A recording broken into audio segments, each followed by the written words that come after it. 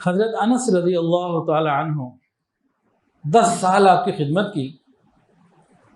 جب نبی علیہ السلام مدینہ میں آئے، آپ انس کی والدہ ام سلیم رضی اللہ تعالی عنہ نے نبی علیہ السلام کی خدمت میں ان کو مأمور کر دیا، بھیج دیا۔ آقا کو فرمایا قبول کر لیجئے، تربیت ہو جائے گی، سیکھ جائے گا، آپ کی خدمت کرے گا میرا بیٹا، آپ کی دعائیں ملیں گی، صحبت ملے گی۔ خیر یہ ایک ماں کا بہترین فیصلہ تھا کہ اپنے بچے کو دیندار ماحول میں نبی علیہ السلام کی خدمت میں بھیج دیا۔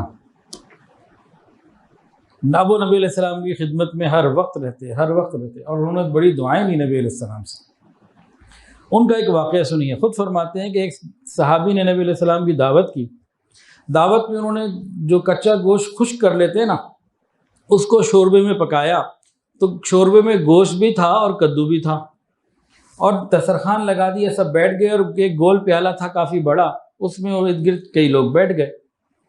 ہم تو ذرا ہائیجینک قسم کے لوگ ہیں نا، الگ پلیٹ ہر آدمی کی، الگ چمچہ ہر آدمی کا، ایک پلیٹ میں ایک تھال میں زیادہ آدمی جمع ہو جائیں تو ہمیں تو جراثیم چمڑ جاتے ہیں۔ تو بہرحال اب وہ سارے کے سارے جمع ہو گئے، نبی علیہ السلام کھا رہے ہیں۔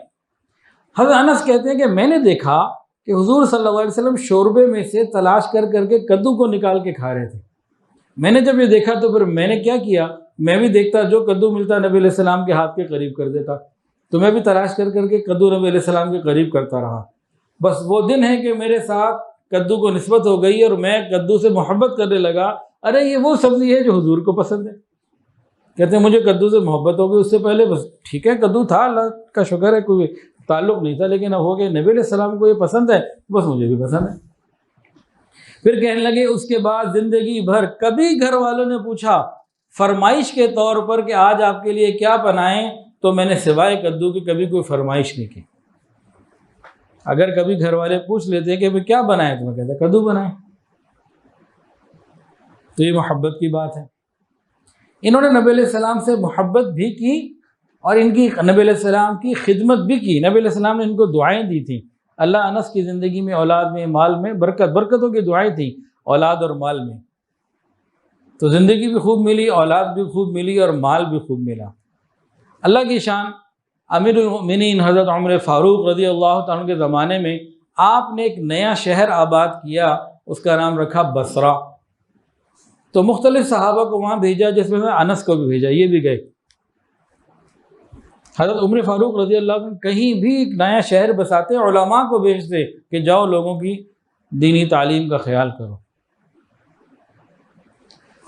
اب یہ بھی آ گئے، اور حضرت عمر نے ان کو کچھ زمینیں بھی دی کہ بھئی آپ جا رہے ہیں، یہ زمینیں آپ کی ہو گئی، وہ زمینیں ان کو مل گئی، اوروں کو بھی دی۔ سب نے اپنی اپنی زمینوں پہ چیزیں لگائی۔ انہوں نے کیا کیا، کھجور کا درخت تو وہاں لگتا ہی لگتا تھا، لیکن ہر تھوڑے فاصلے کے درمیان کدو کی بیلیں جو ہے نا وہ لگی ہوئی ہیں، اور پورے جتنی زمین ہے کھجوروں کے ساتھ ساتھ جتنے کدو لگ سکتے تھے، کدو کی بیلیں ہیں وہ سب لگی ہوئی تھی جگہ جگہ۔ پھر اللہ نے برکت بھی خوب دی۔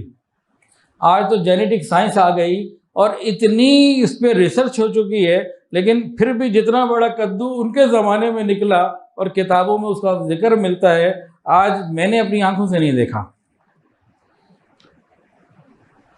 انہوں نے 2 باتیں بتائی، کہتے تھے کہ سب لوگوں کی فصل سال میں ایک دفعہ پھل دیتی، فصل میں سے چیز نکلتی، میری 2 مرتبہ میری زمین فصل دیتی، 2 مرتبہ۔ اور کہتے کدو بعض مرتبہ اتنا بڑا ہوتا کہ ایک اکیلا کدو ایک گدھے پہ نہیں جا سکتا تھا، کاٹ کے گدھے پہ لے جاتے تھے۔